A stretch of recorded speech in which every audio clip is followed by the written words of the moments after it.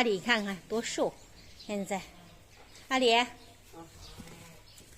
有粉丝朋友私信说，他们家牛最近总咳嗽，怎么办？问问你，有什么好方法？网友们大家好，终于阿里又跟您见面了。今天天气很好呀，你们那儿怎么样？不过前2天也降温得很厉害呀。这是我们家一群大白鹅，纯天然生长的啊，散养的。言归正传啊，给粉丝们解决一些问题。最近粉丝们私信我说，天突然降温呐，导致他们家牛啊，咳嗽的比较多就这个问题，我们来采访一下阿里。阿里在那边干活的。现在牛清粪呢，很累的，因为育肥牛后期啊，它吃的多，拉的也多。阿里看看多瘦，现在阿里。有粉丝朋友私信说，他们家牛最近总咳嗽，怎么办？问问你，有什么好方法？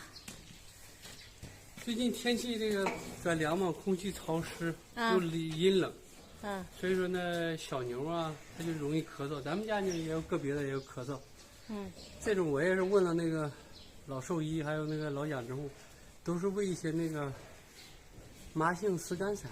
麻杏石甘散是不是？对，然后给他们拌到料里，给他们喂一下。哦。然后喂个5、6天。如果不发烧的情况下然后吃食都正常，就有一点咳嗽、流鼻涕，偶尔咳嗽。如果要咳嗽的比较频繁，那你就得给他对症治疗，还给他打点头孢啊，配一些咳喘的药。然后发烧的话，就得打那个安耐剂退热。安耐剂。对。头孢。只要不发烧的话，就正常吃草，也不用着急。过几天你就喂些这中药，中成分的，然后那个草药它就慢慢就好了。首先就给它喂那个麻杏石甘散拌到料里面，是不是？给它喂一下。严重一点就打针了。对，一天一个牛给它喂2两嘛，2两差不多。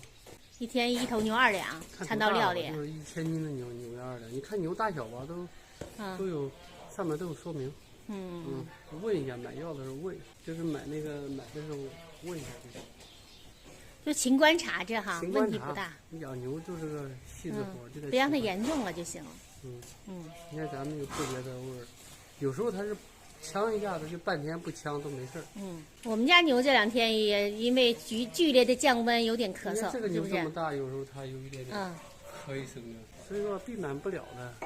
天气的事嘛，然后呢，牛圈里它有点潮湿，然后呢天又冷，所以说呢猛烟降温。你看这2天内蒙啊、东北都下大雪，空气你从这10几度一下子降到0度左右，断崖式降温，降太剧烈了，人都受不了。看医院里现在多少感冒了，道理都是一样，也不用太那个啥，主要是这个勤观察，只要不发烧一般没问题。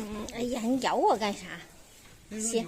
有一些新养殖户好担心什么的，不用太担心。所以说牛有病你要观察，你不要急着去给它打针干啥，要观察对症下药。观察不了了，就找一个附近的兽医看一看。行。观察。行。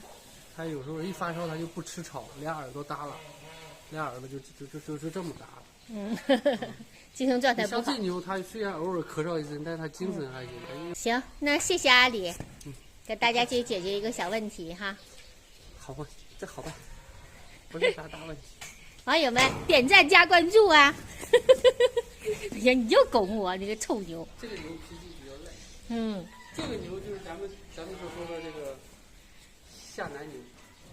下南牛啊？就是下罗来牛和那个咱们的本地黄牛杂交的是吧？东北的黄牛杂交。